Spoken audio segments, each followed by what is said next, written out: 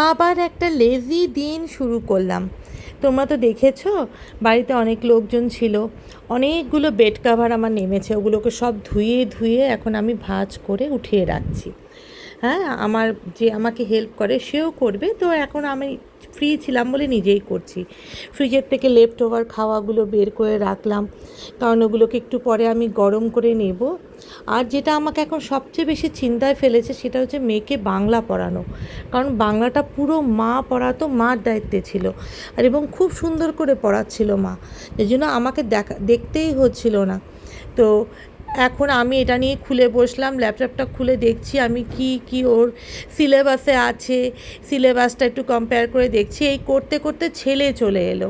ছেলের এখন তো একটা ট্রানজিশন পিরিয়ড, এখন ও কলেজে ভর্তি হবে, একটা দুটো করে কলেজের নাম উঠেছে, ওগুলো কি করবে না করবে ওর মনের কথাটা আমার জানা খুব দরকার, মনের ভিতর কি চলছে। এই সময়টা তো একটা অন্যরকম সময়, যদিও এখনও মানে ওরা 18 বছর এখনও হয়নি, তবুও তো ওদের মানে টাইমটা এখন ভীষণ অন্যরকম।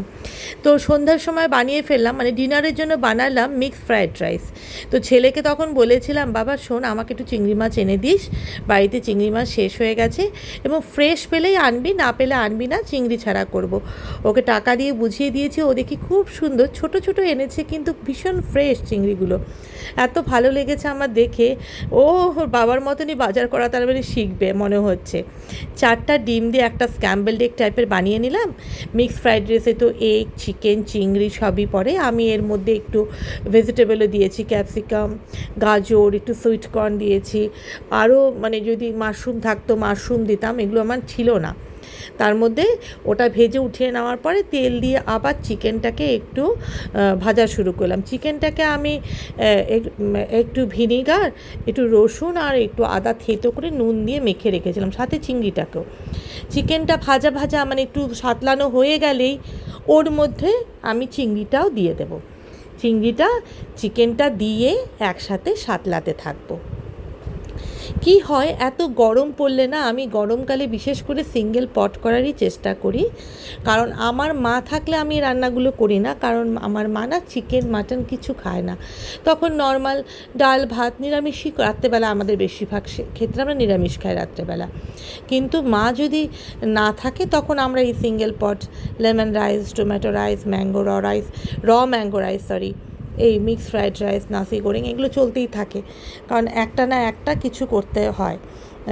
তো আজকে অনেক রাত্রি হয়ে গেছে, ভাস্কর এখনও পর্যন্ত প্রায় 9:15 বাজে, এখনও অবধি ভাস্কর বাড়ি আসেনি, আজকে মনে হয় অফিসে প্রচুর চাপ আছে।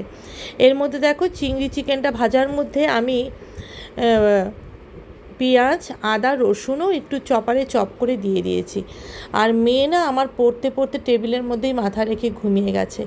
স্কুল থেকে আসার পরে কিছুতেই শোবে না, বাচ্চারা কি করে না, ভাত টাত খেয়ে একটু শোয়, আমার মেয়ে শোবে না, ও হচ্ছে খেলতে যাওয়ার জন্য একদম মানে কান্নাকাটি করতে থাকে। কালকে খেলতে যেতে দেইনি, কারণ পায়ের মধ্যে একটা ব্যথা পেয়েছে, পড়ে গিয়ে অনেকটা জায়গায় একদম মানে ছাল উঠে গেছে, তার জন্য যেতে দেইনি, তার জন্য ও রাগ করে এখন ঘুমিয়েই পড়লো পড়তে পড়তে।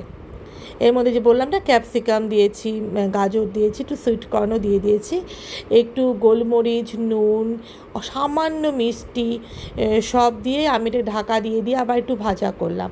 দোকানের মতন কিন্তু না, কিন্তু বাড়ির তৈরি পুষ্টিকর খাদ্য, আমি মতো কোনো সময় দিই না রান্নাতে, যতই হোক বাড়িতে মতো দিই না। কারণ হচ্ছে কি হয়, দোকানের থেকে খাবার আনলে ওরা ওখানে দেবেই, দোকানের খাওয়া তো আমার বাড়িতে আসে মাঝে মাঝে, মানে 2 মাসে একবার তো আসেই, তো আমি আর বাড়িতে অ্যাভয়েড করি। তো চাল দিয়ে দিলাম, অল্প একটু সয়া সস দিয়েছি, সয়া সস দিয়ে এটাকে টস করে, আমি কোনো সুইট চিলি বা ভিনিগার কিচ্ছু দেইনি। তোমাদের সাথে গল্প করে কিন্তু খুব ভালো লাগলো, আমার চ্যানেলটা সাবস্ক্রাইব করে দিও। হ্যাঁ, আজকের জন্য টাটা।